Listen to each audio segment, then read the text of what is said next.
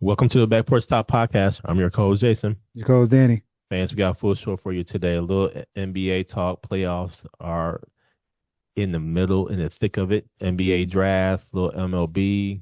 Go ahead, like, subscribe, tell a friend or two or 10 or 100. Let the algorithm. Danny, right into the NBA playoffs and where the 76ers got bounced uh, in sweep fashion. No brotherly love. Joel Embiid with 24 points. Karl Anthony Towns in I wouldn't say a newfound role, but a wrinkle Mm-hmm. in the Knicks offense, being point center, 17 points, 10 assists. Knicks then found something, Danny. Knicks go back to the conference finals, and where they await the winner of the Detroit Pistons Cleveland Cavaliers series. That's going to be a very interesting series, regardless of who the Knicks play. I don't think what the Knicks have faced so far between the 76ers and the Atlanta Hawks are what they're going to face in the conference finals.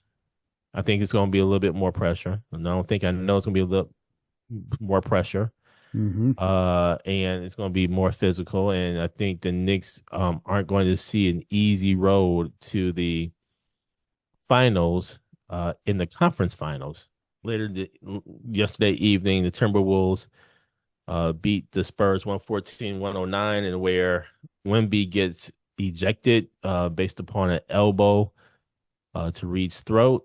The referees called it a flagrant two with the windup. A lot of people agree there. I tend to agree. Flagrant two. Wemby gets ejected, but it was still a good game.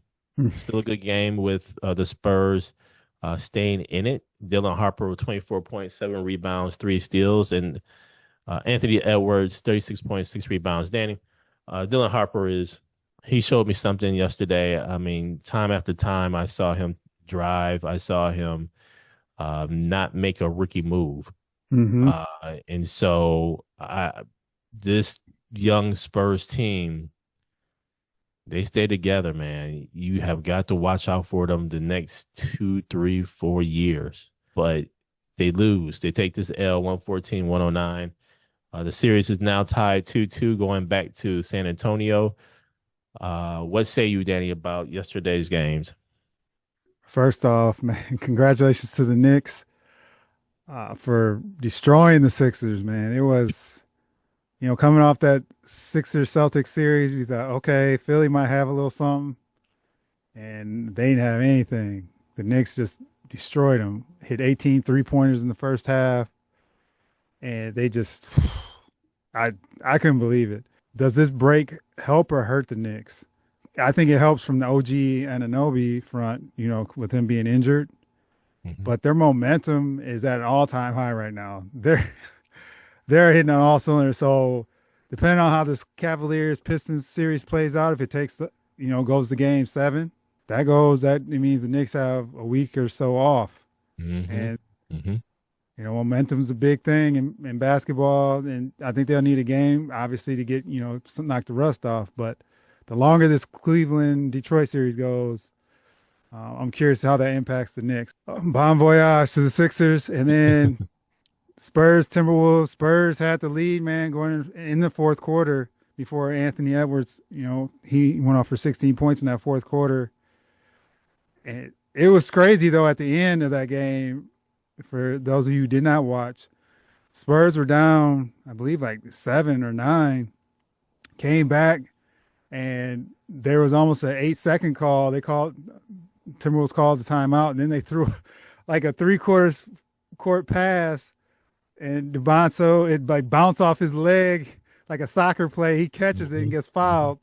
Spurs intercept that pass. They're only down 3. They have a chance to tie. So I thought, Wimby being ejected, if they could have stole that game and Yep. tried to finish the Timberwolves off in game 5, it would have been great for them because we'll get to OKC and the Lakers in a minute, but the Timberwolves could take this to 7 easily, the way with Edwards playing the way he has. And I'm curious how both teams bounce back after this Wemby ejection and all this stuff going to San Antonio. So great series. Now it's 2-2. And just as we talk about those two games and two series, tonight, Detroit Pistons against Cleveland Cavaliers and Thunder against Lakers, where the Thunder is looking to sweep the Mm-hmm. Lakers in La La Land. It's going to be interesting. I think that's going to happen. I think the sweep is going to happen. Will that be a hit to LeBron's legacy to get swept? Who knows? Who cares at this juncture? Lakers about to get swept. I don't see anywhere in where the Lakers could beat the Thunder, not unless you have the likes of Shea getting ejected, it's like Wemby, or I just don't see it happening. In terms of the Pistons and Cavaliers got to come out fighting here. I don't. If the Cavaliers don't win this game, it's definitely over. I don't see Cavaliers being down 3-1 or 1-3 for them to come back against the Pistons. So we'll see how these games go and are lined up. But I'm predicting a Cavaliers win here. They'll go back to Detroit tied 2-2. I'm predicting a sweep of Thunder. What say you, Danny? Cavaliers, Pistons. Yeah, Cavaliers they haven't lost at home yet in the playoffs. It's been close though with these games. James Harden actually came to play in game 3. So I think they go as James Harden plays, man. If he's on his game, I think they have a good shot to win. But it's going to be close, man. It's been nip and tuck all these games so far in the series. So I'm looking forward to this game, and I think the Cavaliers can hold serve as well. And if they don't, then yeah, it's a wrap. On the Lakers front, dominating. DeAndre Ayton got his new chain today, so we're gonna see if he brings in game 4. Man, come on. I don't know if you saw social media, but No, I didn't see you gotta check it out after the show. But anyway, it. Lakers have actually been leading at half in 2 of these games and close in the other one. And then it's the second half, they just fall apart. It's it's interesting to see how they play and how I think they just run out of gas. And Oklahoma City, Mitchell played his tail off in game 3, man. They couldn't stop him. And Austin Reeves, they really have to evaluate Austin Reeves in the offseason. Pace it just seems off. Every playoffs he's been in, he underwhelms. I know he has some, high scoring games, but his defense and some decision making in key moments has really cost them. So I see the Thunder also sweeping. I hate to say they just can't. Lakers can't close. Lakers have multiple opportunities, and then DeAndre Ayton. Speaking of, you just look at him at his size and his talent coming out of college, and how many times they called out in the telecast the other night of what is he doing? Where's his effort? Why isn't he going for the ball? There are multiple offensive rebounds that he didn't get. I just don't understand. So I look at it as he's costing himself money where he could have, put some, with Hartenstein and Holmgren, he could have had a good series. It could have did some things for him in the offseason, but I don't know. So we'll see what the Lakers do tonight, but it doesn't look good. No, I think with Austin Reeves, I think he was found out during the it wasn't the Olympics, but it was the maybe with FIBA or something like that. It was during the summer where he got exposed Mm-hmm. big time defensively. And so I think teams have just used that and carried that on over to the playoffs. And so I think with Austin Reeves, you get what you get. I think he'll be a good bargaining chip though for them to make a move to bring Oh somebody yeah, in yeah. that can help Luca. I can see the Lakers trading him Hmm. in the offseason and I can making see a that too. splash I can see that instead too. of And paying him. speaking of trades, the NBA lottery happened, and the number one pick will go to the Washington Wizards, followed by the Utah Jazz, and then rounded out in the top 3 with the Memphis Grizzlies. And Danny, the Milwaukee Bucks are at number 10. Mm-hmm. with reports that the organization is now open to trading Giannis. So we'll see what happens here. I think this was a long time coming. I'm glad that there's at least a step towards the right. Well, I can't say the right direction, but there's a step Mm-hmm. forward. I'll put it like that. There's a step forward based upon a decision made by the Bucks organization. And so we'll see what happens here. But Wizards gets the number one pick. I believe this is the last year that we're under these lottery rules. So we'll see what happens next year. There may be some more competition next year. But the Wizards with Anthony Davis gets the number one pick. Should be interesting to see how the Wizards pick, and it should be interesting of the makeup of the team. What say you about the NBA draft? Well, Jason, I can say one thing with how this played out yesterday. It was not rigged because Utah, with AJ DeBonsa being the projected number one pick, going to Utah would have been the move, right? Uh, Mhm. and he did not look happy about Washington being the number one pick yesterday. And I do not blame him. That team, the Wizards, man, they've had that coach there forever. That culture doesn't seem like it's the greatest. So Not at all. I mean, that's you got Trey Young over there now Trey. with Anthony Trey's Davis. Yeah. there, and maybe there can be something happens in the front office, but tough to see, man. I was actually pulling for Utah to get the number one pick, even though I was all anti-tanking. But if they're already in the top two, give them the number one pick and let them get AJ DeBonsa, and let's move on. Another major thing with this is the Clippers getting the five pick or Hmm. the fifth pick via the with the Pacers, and the Pacers front office apologizing for making that deal when knowing they were tanking as well, or in that rebuild mode, if you want to call it that. So the Clippers end up getting a number five pick out of this. And like you said, Bucks getting 10, Grizzlies get three, Bulls get four. But a lot of this, Jason, a lot of this goes back to the front office. And you can have the first pick, second pick. If you have no idea what you're doing, Hmm. it doesn't matter. Hmm. So we'll see. I'm very curious, with this being a loaded draft, how this ends up. But congratulations to the Wizards, I guess. And with that, Danny, right on into a little MLB talking where gotta give props where props is due to the Milwaukee Brewers, and where they had a big series against the Yankees and they Mm-hmm. swept the series. Now, let's be real. The Brewers needed to sweep. Mm-hmm. They need every win as much as possible. Reason for that is because the Chicago Cubs, who has been hot, are currently leading the division, and the Milwaukee Brewers are right behind them, 3.5 games back. Churio has come back. Brewers are starting to get a little healthier. And so hopefully with that, the Brewers can, go ahead and make this run. It's early. Mm-hmm. A quarter of the season is gone, but man, Brewers are right there, and they were right there with the injury. So come on, Brewers. What say you, Danny? Big wins this weekend. First game, Mizorowski shut out the Yankees, and Did he? then he was mowing them down. He was Man. mowing them down. Yeah, Yankees didn't have anything for Miz.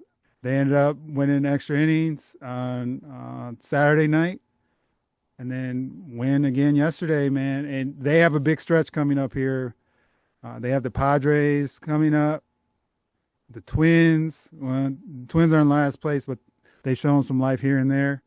But then you have the Dodgers, Cubs, Dodgers, Cardinals. Big stretch from going through end of May. So they need our moniker, 2 out of 3. Man, get 2 out of 3. Yep, you got to do it and to keep pace. And the Cardinals, man, 3.5 out. I I don't know how they do it, man. But I know JJ Weatherholt is a rookie they have that's been hitting, and Jordan Walker's been playing well. So I think they're actually going to make a move before the trade deadline, where they're actually this is supposed to be a rebuild year for them.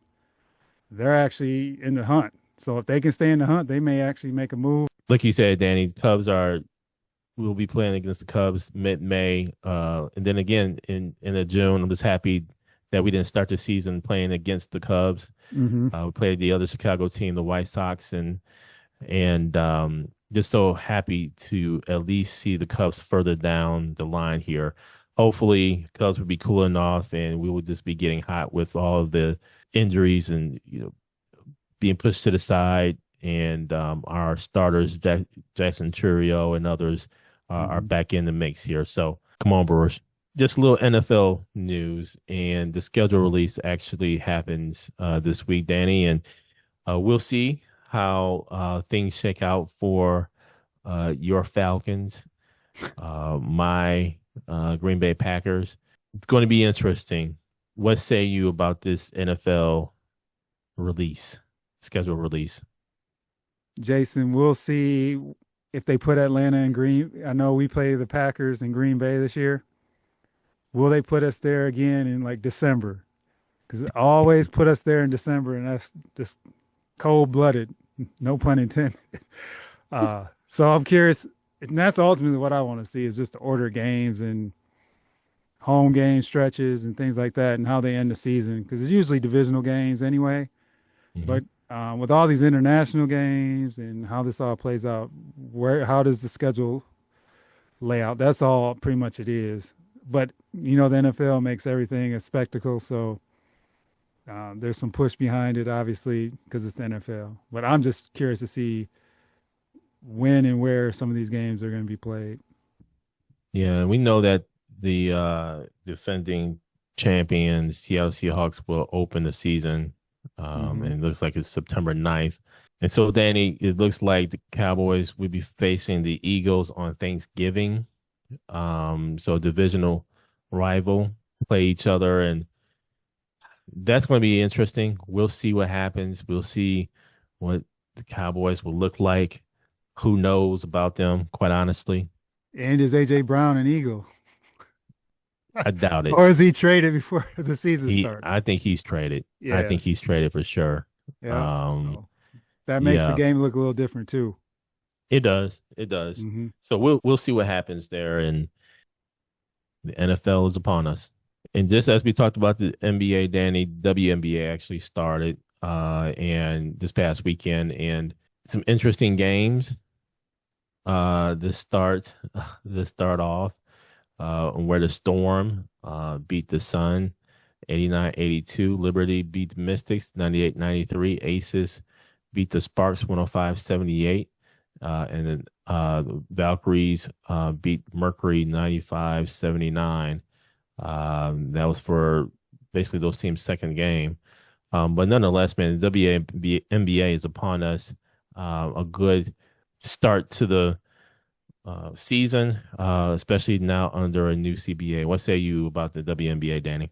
Yeah, Jay, I actually watched the Wings and Fever on Saturday, which featured Caitlin Clark, Kelsey Mitchell, Boston, and then you had Arike, Paige Beckers, and AZ Fudd was her first game. It actually went down to the wire. Wings ended up winning by 3. And then that next game is a doubleheader was the Aces. They received their rings, and they proceeded to get blown out right after they received their rings by the Phoenix Mercury. It ended up being over 30. I think it was 33, if I'm not mistaken. Yeah, 33, 99, 66. Yeah, they beat the doors off them. So I went ahead and proceeded to turn that off because that game was over in the first half. But then the Aces bounced back yesterday and beat the Sparks, I think 105-78. So yeah, man, season is upon us and been some good games so far. So, some stars, some talent, and with the new CBA being in place, the women are getting paid. So we'll see how this goes, man. So we had the opening weekend, and it's just a matter of with the games. You got MLB, you got the NBA playoffs, NHL playoffs. There's a lot going on, so you just got to make sure you find out where they're, which channels they're on, and who's playing when. But good start to the season so far. Thank you for joining us at Back Porch Talk Podcast. You can also join us on Twitter by tweeting us at back_podcast. For more information, you can go to our website, which is backporchtalkpodcast.com. You can also email us at backporchtalkpodcast@gmail.com. Again, thank you for joining us, and remember that there's enough hate in the world, so go ahead and spread a little love.